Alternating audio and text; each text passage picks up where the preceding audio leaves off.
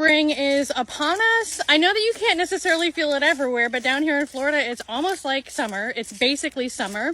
And I noticed that there is a huge influx in new people to the chicken keeping community. Welcome. But that's why it's really important for us to talk about Coccidia right now, because in my opinion, it is the #1 most deadly parasite to baby chicks. And here's the thing. I know it sounds really alarming when I say that, but with just a little bit of awareness and a little bit of preparation, it is so easy to treat and prevent. Coccidia is a protozoan parasite that attacks the gastrointestinal tract of our chickens. And not just chickens, I've actually seen it present itself in my dogs, in my goats, in my cats. And in my experience, it's just sort of something that's present in the soil.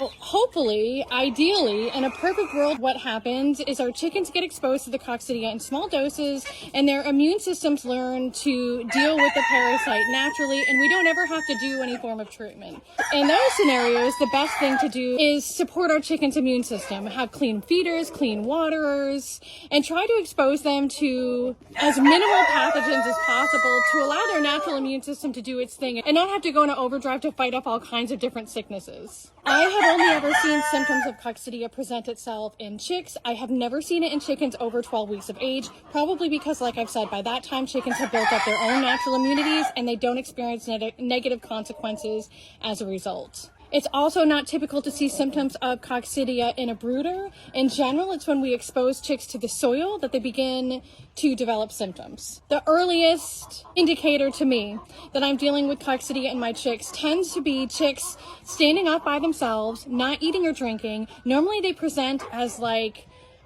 puffed up, sort of ruffled up, almost like little baby vultures, where their necks are sort of tucked up into their heads. And you can just see they look uncomfortable, like they're wearing somebody else's skin or something. It's weird, but that's kind of how I imagine it when I see them that way. The very worst case symptom that we see in Coccidia is blood in the stool. And at that point, that is a severe case of Coccidia, and they definitely need to be treated immediately.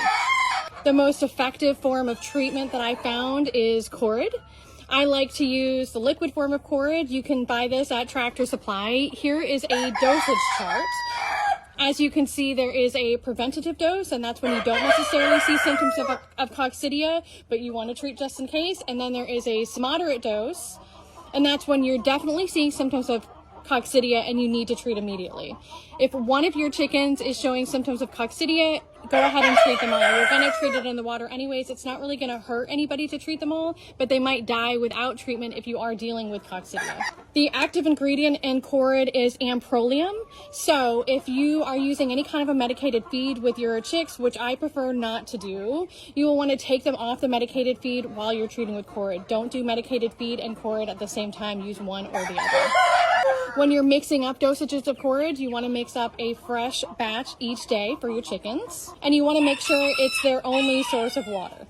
One of the ways that amprolium works is by blocking B vitamins and thiamine. So once your course of treatment is over, it may be a good idea to supplement your chicken's water with vitamins, electrolytes, maybe even some probiotics, because it can be a little rough on their digestional tract, but not as rough as Coccidia and death.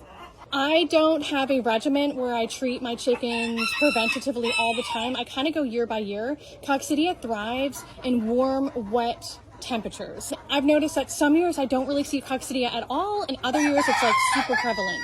So in those years where I don't see it at all, I don't treat preventatively. I'll only treat when I see symptoms. But in those years where I start to notice that I'm seeing Coccidia in every batch of chicks that I put out on the soil, at that point I'll begin to treat preventatively. But this is like anything, where take my information and my experience and file it away in your mental rack and do what's best for you on your farm. Do your own research. Don't take my word as the only thing you learn about Coccidia. Take my experience, do your own research, and piece all of that stuff together to figure out what's going to be right for you and your chicks on your farm.